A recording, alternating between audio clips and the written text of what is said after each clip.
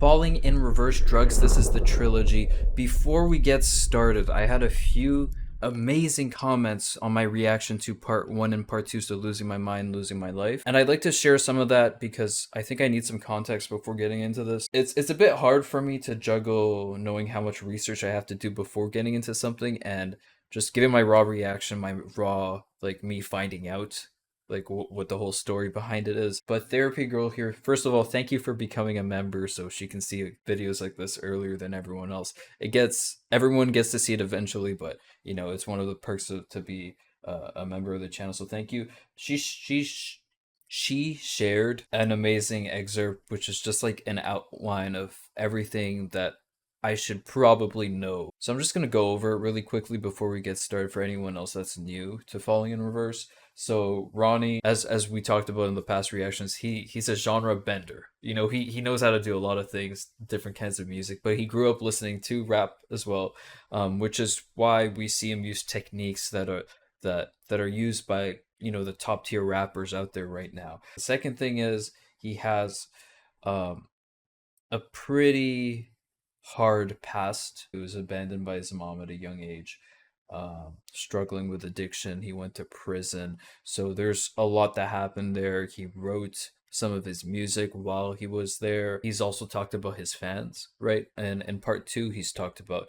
having such high expectations. So, putting all those pressures on him after the past that he's been through, he definitely has a bit of a hard time, but I think that's also what shaped him to become the artist that he is now, through pain, through pressure. So in part 2, just to summarize for those that didn't watch that video, he had a battle with himself, right? And it felt like a dichotomy of different emotions. Some emotions that he was trying to kill off, and others that was part of him and that he wanted to keep. But then by the end of the video, there was a crazy twist where the person he killed, which is the other version of him, came back to life. And to me, that signified the fact that you can't ever kill your past like that. You can't isolate it. It's gonna come back. It's gonna affect you. But I'm excited to see where this one goes, because maybe he does kill that version of him. I don't know how this is gonna work out.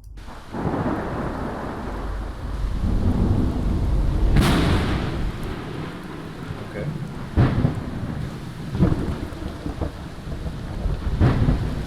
Sorry, I just want to make sure I'm recording, because that would be tragic if I wasn't.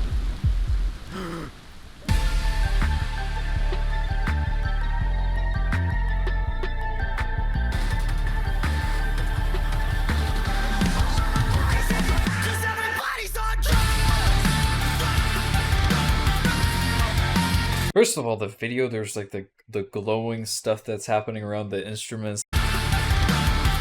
His hair, that's cool. Yeah, the drums.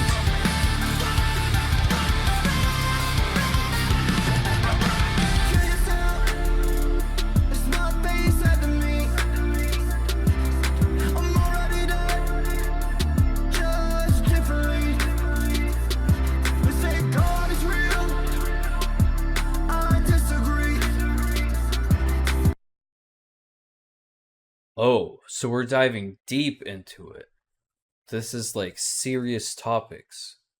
I don't know if I'm gonna cover that in my reaction, but let's see what he says about this part. I disagree, yeah?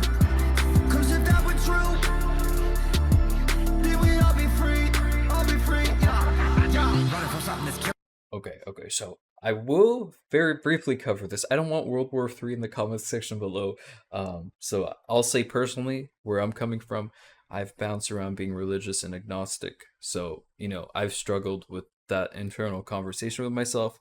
And the more atheist side, of course, will have a similar argument to him. So they'll start by saying, if God existed, why is there so much pain? And then someone that's religious will say in return, oh, well, the pain is a test. The pain is part of the human experience. The pain is what shapes us to overcome hurdles in the future, and to improve and to grow and all that. But then atheists will say, okay, what about pain that is unnecessary? Like, a child only living for 2 weeks and then dying, right? And then it just goes deeper and deeper in the rabbit hole for hours, and we would not be done with that. So let's just stop it right there. If you want to have World War III in the comments, please at least be respectful. But I see where he's coming from, is what I'm saying, because I've struggled with that conversation internally too. Dealing with such an uncomfortable feeling, beginning to feel the hostility from my. 1 second, I missed the part where he's going crazy with the cadence again.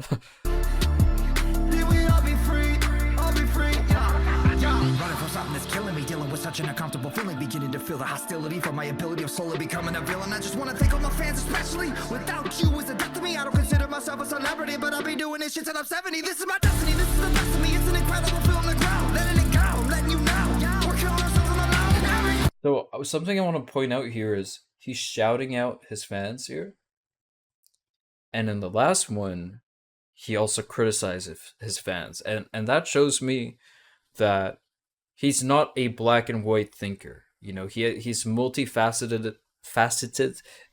God, I can't say that word. But in his thought processes, right? He can recognize that some fans can be a bit rabid. Some fans can have pretty high expectations. And as a content creator, I don't got no crazy fans like Ronnie. Let me not put myself in that bag. But I do understand the feeling of having people expect a certain thing from you, and then if you don't deliver that thing, although they come from a good place, that intention, they can get a bit nasty, and it can affect you, right? And for Ronnie, I think it's to a much larger extent, because once you get that big, a lot of people expect you to stay within a lane as an artist, right? And if you venture to topics that you don't usually talk about, or to a genre that you don't usually make music for, those fans that expect one thing and get another can really go crazy. But he also recognizes the fans that are sticking with him for him and not just the art that he's making, and that are letting him express himself in a more free way where he doesn't have those constraints. I feel like that's what I get from hearing both sides, like him say that he loves his fans but also criticizing them. It's just showing that it's not as simple as people make it seem.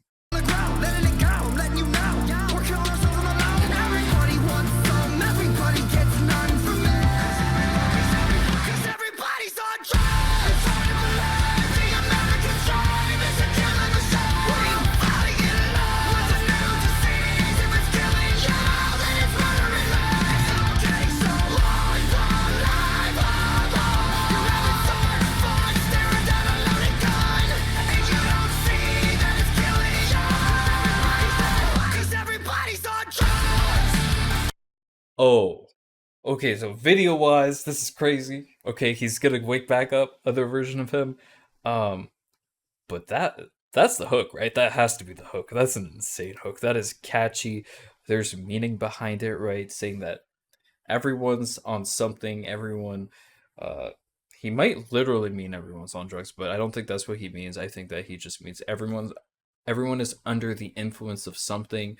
Um and whether you agree or disagree with that, based on what you do every day, based on the people you interact with, based on your past, based on traumatic events, that's going to shape who you are and how you act.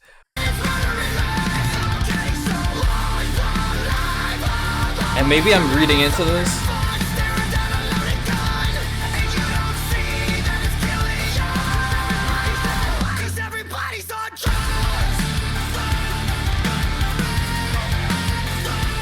I like the drums.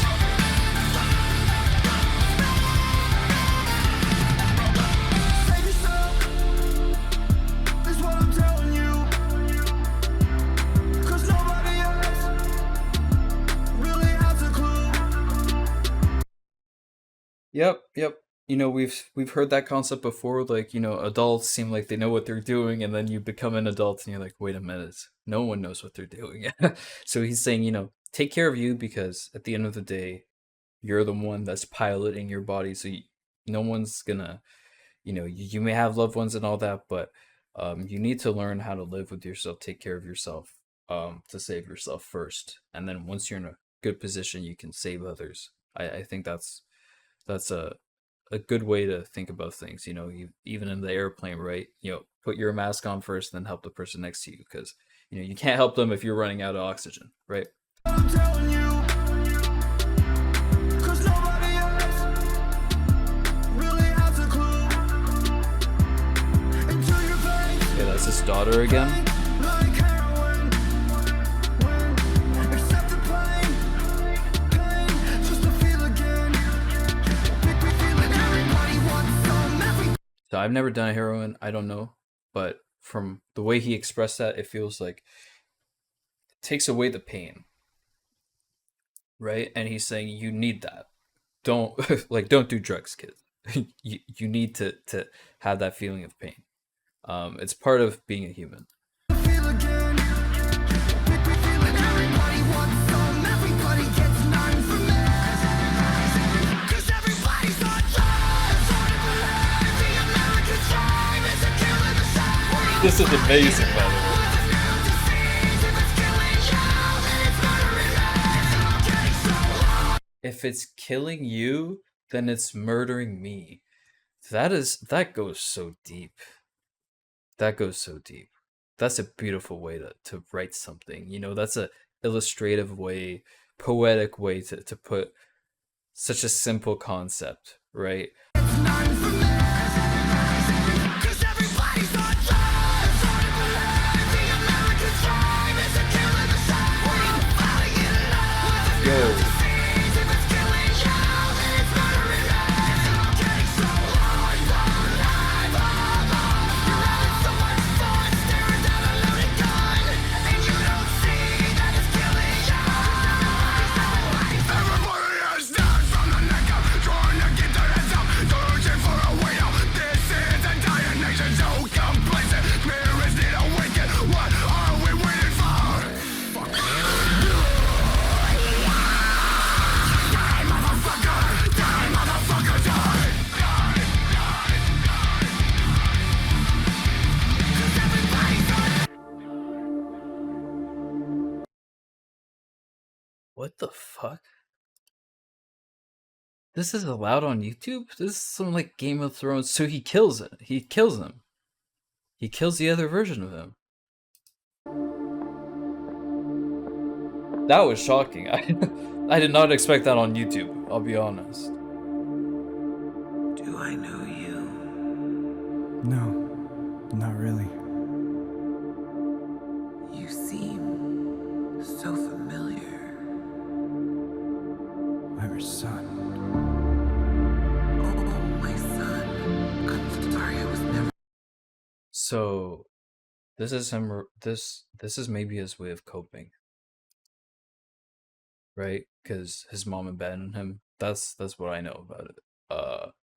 Okay, let's see what he says. Oh, my son. I'm sorry, I was never there for you. I'm not here for your apologies. I'm here to thank you. I'm here to thank you for never being there.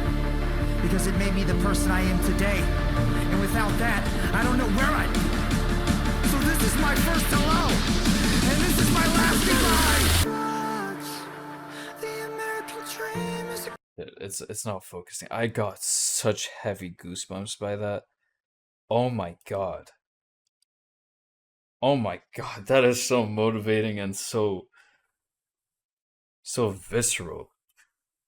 To like, I know he's acting this out, but to even think of doing this and then going through with it and saying that in the scene that he's doing it is him considering the fact that this could actually happen. Like, there's a small part of his brain that's like, if I do see her again, I would not. It's not about the connection with her. It's not about that.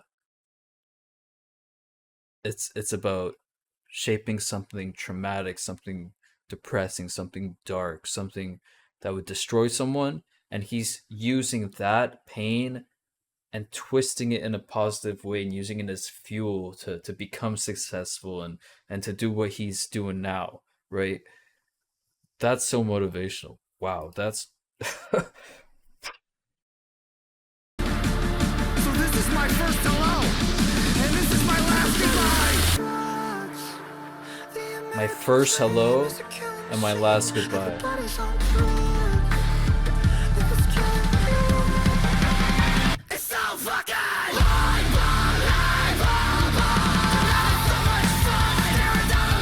Oh my god.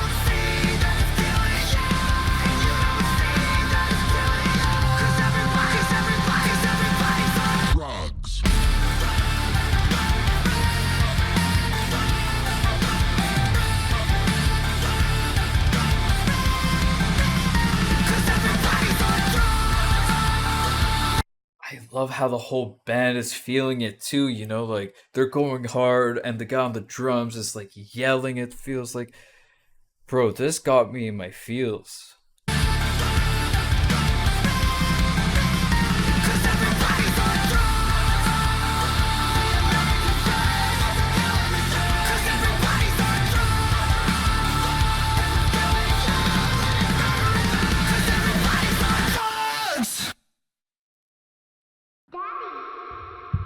Oh, okay. Yes, someone told me not to. Okay, wait, let's play this out. My bad. I'll switch it. Wake up! You're having a bad dream. It felt so real. It's like I'm losing my mind. It's like I've been there before. I just know it. Wait. Willow? What are you doing? Why are you standing like that? Willow, this isn't funny. I've seen too many horror movies. I know what's gonna. I don't know what's gonna happen, but I'm already creeped out. This isn't funny. Little girls in horror movies? Hell no. Hell no. Willow! Willow!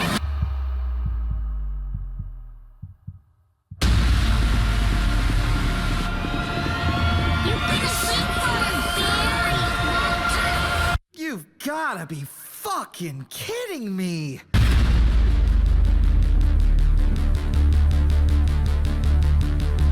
Wait, so is there more? 'Cause that feels like it's very open-ended. Like he could do more than this trilogy. Um Metaphorically, I guess the only thing and maybe I'm reaching is that part of him that he killed is never going to die, which is, how I came into this expecting it would, like, that would be the conclusion, right? Like, you need every part of you. Um, Suppressing it is not gonna, it's always gonna come back, right? So it's better to accept it and to use it and to shift the perspective that you take from that side of you, and channel it in a more positive way, like, the way that he sees his mom abandoning him. That part touched me a lot, man. That part gave me goosebumps and made me feel sad and like multiple emotions at once. And this whole song was catchy. There was rapping, singing, really amazing instrumentation too. Video was cool. This one is my favorite, I think, out of the trilogy. This has to be my favorite because it gave me everything. Gave me a storyline, gave me background information, gave me a snippet, gave me emotions. This one's a masterpiece to me. Not that the other two were bad, Losing My Mind and Losing My Life, but this one feels like it's like wrapping the gift, right? He's putting his finishing touches on the message that he's trying to say, and he's putting it all together so everything in the past makes sense. So everything we saw in the first two videos. Sorry to talk a lot. I know a lot of people don't like that, and it's probably gonna kill how well this video does, to be honest. But I think this deserved me talking a little bit more about it because I had so many thoughts rushing through my head, and I decided, about 30% of what I'm thinking of, I'm gonna pause to talk about. So, hopefully that's not too much for you guys. But thank you again to Therapy Girl for becoming a member of the channel. That means a lot to me, as someone that these videos don't get me any money, because they're all copyright claimed. I just do this for fun. It means a lot to see someone support me in that way, and you get to see my videos early, use emojis, and get your badge and all that stuff. So if you are interested in that, you don't have to, because this video is going to be free for everyone to see. But if you want to see some of these ones, a day or two early, sometimes a week. You know, you could check that out too. But apart from that, I need suggestions below because I go by what you guys recommend the highest, and the trilogy was the highest recommendation. Sorry for rambling. Other videos here. Love all of you. Peace.